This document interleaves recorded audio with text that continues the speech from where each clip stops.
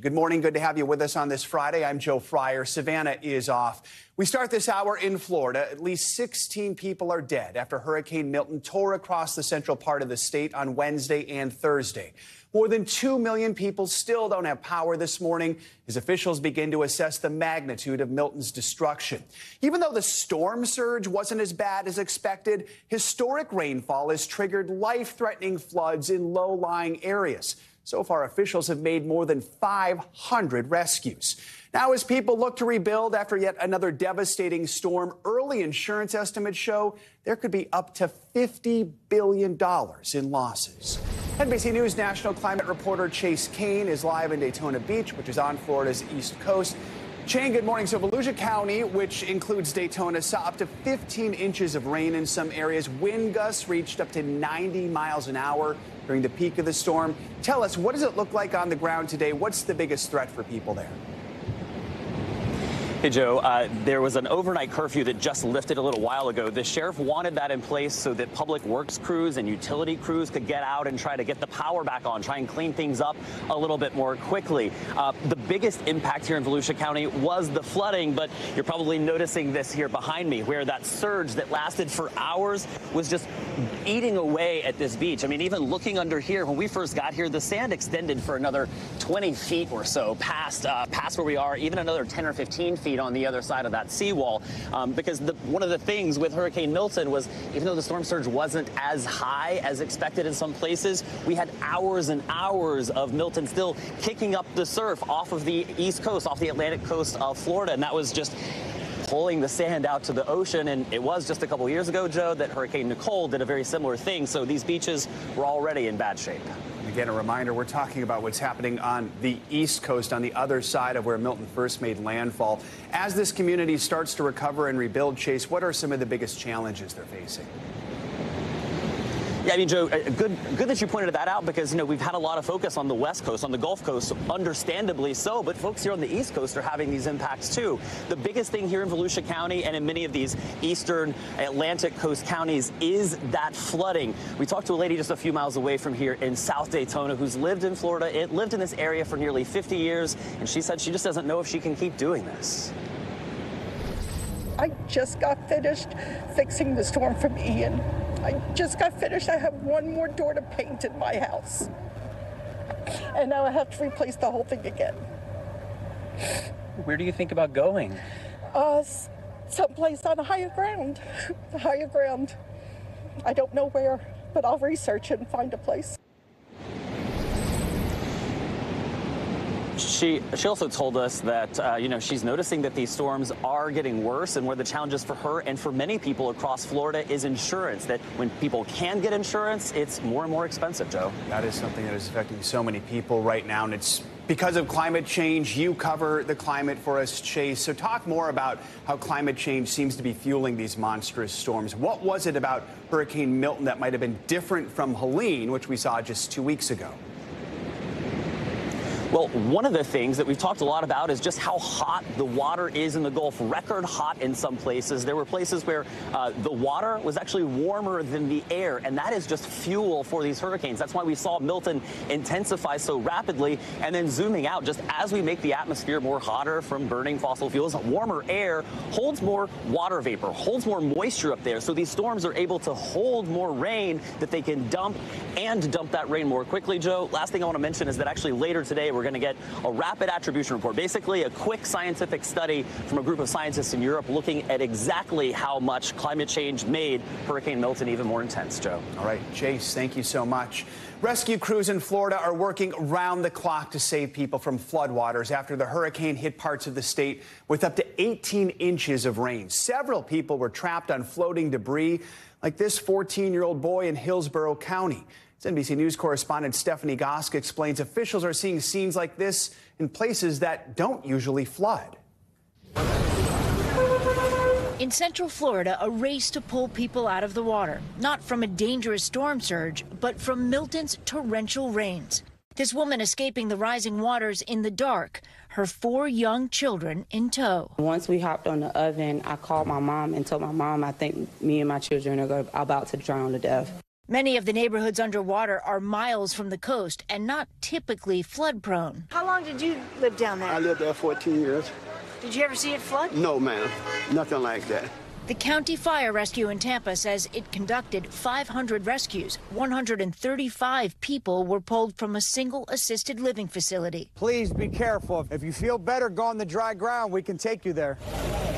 Amphibious vehicles and marine units helped reach inundated homes. Rescue workers got here around 3:30 in the morning. Soon afterwards, they found this woman in the green sweatshirt alone in her house. She has a hard time seeing. The front door to her house was broken, and they couldn't convince her to come out. She was scared. They finally, at 1 o'clock, got her out and got her to safety. Milton's heaviest rain dropped over its northern edge, in some places falling more than 2 inches in an hour, with historic totals, leaving residents in this apartment building in Pinellas trapped. Hundreds had to be rescued. A lot of credit to our teams that were out there today. Even with all that warning, the strength of Hurricane Milton still took many here by surprise. Stephanie Gosk, NBC News, Tampa. Families across Florida are returning to their damaged homes to survey Milton's impact for the first time. NBC News correspondent Dana Griffin spoke to one woman. She's lived in her home for more than half a century and returned to see something she never expected. Streets completely flooded. Debris scattered across lawns, even boats smashed into the side of homes. This one sitting on the road. While touring the wreckage, we meet the Drew family. I'm heartbroken.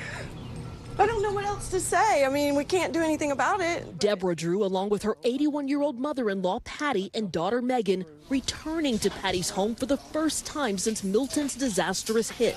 A home Patty has lived in for 51 years. This is the first time you're coming back to your home. What was your initial reaction? Just devastating. I never expected it to be this bad. It's horrible. I don't know what I'm going to do. I just hope we can get it back just livable. The Drews say they just finished cleaning up the damage from Helene and have never experienced back-to-back storms like this before. 7 days getting rid of the water, the first from Helene, and now she's full of muck. And this is the second time. Second. And she's lost everything already, and now whatever she got fixed up and repaired and put back together is gone again. Helene bringing about 1.5 feet of water into the house 2 weeks ago. Oh, we can see the water line, yeah. But water lines from Milton reaching waist high. Walking through the house, Patty's entire home in disarray. No insurance, no flood insurance, nothing. She's on a fixed income, and now she's devastated, and she can't live in this. Just one of many families here in Florida now figuring out how to recover and rebuild. Dana Griffin, NBC News. Let's get a check on your morning news now weather. As if they haven't been through enough, there is a small chance of showers and storms across southern Florida this weekend. Angie Lastman's here with that. Angie, good morning. Good morning, Joe. We've got some of those showers working on shore for parts of the east coast of Florida here this morning. Notice Tampa, Sarasota, dry for our friends there, but instead we've got some of the shower activity working from Fort Pierce basically down into Palm Beach County. And this will be kind of the trend here over the next couple of days. Most of the shower activity is focused on the southern tip of the peninsula. You can see as we get through the day today, most of that, again, focused towards Miami and points south of that down through Monroe County. We'll see some showers and thunderstorms develop in that same kind of area here as we get into tomorrow. But notice the I-4 corridor, mostly dry. We're going to see quiet conditions, of course, warm conditions for folks that are cleaning up and getting back to their homes there. But even as we get into Sunday, most of that moisture focused across the southern half of the peninsula, but we do see a bit of an uptick in that tropical moisture working through. So just a heads up there. We've still, of course, got river flood warnings in effect. Some of those swollen rivers are going to take a little while to go down. Notice we've got some major flood stages from these rivers wherever you see those brighter pink dots. We've also got plenty of moderate flooding happening in those rivers. A lot of this surrounded by near the Tampa Bay area, stretching down to Charlotte Harbor, the Peace River there, and of course the Indian River across parts of the east coast of Florida. So this is going to be something that's just going to essentially take a little while to kind of see relax and reduce. So we'll wait for that here. But in the meantime, still some flooding occurring in that way. Big picture look of the tropics, because, boy, this is the #1 question I've been asked over the past 24 hours. What is going on with the tropics? Do we have anything to worry about? And the short answer is there's a lot going on, but nothing to worry about. We've got essentially Tropical Storm Leslie. You see out in the middle of the Atlantic. That's going to remain a fish storm. We're not worried about it for the United States. It'll take a little northeasterly turn here over the coming days. And then we've got one area of disturbed weather sitting off the coast of Africa that we're going to watch. That's seen an increase in chances for development, but that's way out there, so no immediate threat to any parts of the United States. And if we look way, way ahead to basically the middle of October to the end of October, we've got just 2 areas that we're going to watch for potential development in parts of the Pacific and the Caribbean. A 20% chance. And remember, this is way out there. We're talking, we've got plenty of time to watch for that. So the moral of the story is nothing to talk about when it comes to the tropics today and for the next week or so. We've got nice conditions, though, as we look ahead for Saturday across most of the country. Look at that. Mainly dry for just about everybody. We'll see a couple showers across the Midwest. But otherwise, it's the warmth that'll get your attention, Joe. We woke up a little chilly in the Northeast today, but the rest of the country, we've got summer-like temperatures, 90s, 100s in Phoenix once again. So bit of summer out there, but it's just a little taste of fall here in the Northeast. Yes, we'll take it for a little bit. Thanks, Angie. Appreciate it. Of course, Milton is the second major hurricane in the past 2 weeks, leaving a path of destruction in the southeast. With families just beginning the recovery process, FEMA says it's ready to help immediately. But as NBC News senior White House correspondent Gabe Gutierrez reports, questions remain over whether there's enough staff to provide support. FEMA is stretched thin, the agency blowing through nearly half of its money for the next year in just 8 days. How concerning is that? It is very concerning, but let me be clear. We can meet the immediate needs. A lot of storm surge. It's rough. Very rough. FEMA's responding not only to hurricanes Milton and Helene. To get FEMA to reimburse you for your damage, you have to have documentation. But also flooding in Vermont, tornadoes in Kansas, and more than 500 other open disasters dating back years. Just 8% of its highly trained workforce is listed as available. What worries me most about the staffing levels is just with so many disasters happening at the same time that they're going to run out of people. Meanwhile, President Biden with this message to former President Trump about storm misinformation. Former President Trump, get a life, man. Help these people. The former president in battleground Michigan slamming Vice President Harris's record on the cost of living.